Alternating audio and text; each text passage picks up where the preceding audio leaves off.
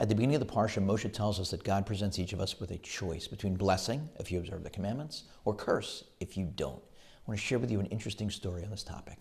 About a month ago, I was flying to Toronto for the wedding of the son of a good friend of mine.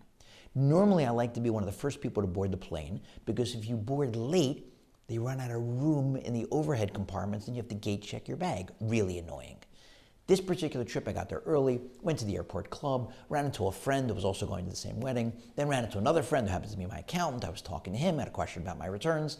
By the time I made it to the gate, they had already started boarding. By the time I got on, I don't believe it, no room for the luggage and the overhead bins, had to gate check my bag. They said, don't worry, you'll get it right away when you land. But I'm already upset because the plane scheduled to land at 5, the wedding scheduled for 5:30. I want to get to the hotel right away to change to get to the wedding on time. What can I do? I get off the plane and I'm waiting for my bag and waiting and waiting. Finally, they start bringing bags onto the jetway. 1 bag, 10 bags, 20 bags.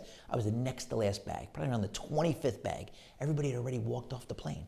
Finally, I get my bag. I'm ready to run up the jetway.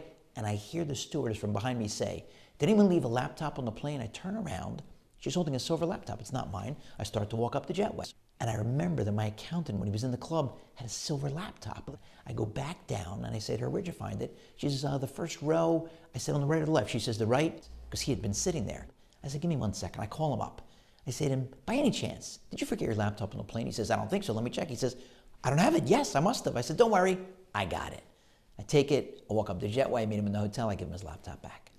I told this story over to a rabbi with whom I'm friendly. I said, isn't that incredible the way God arranged it for me to be late so that I'd be able to give him his laptop back?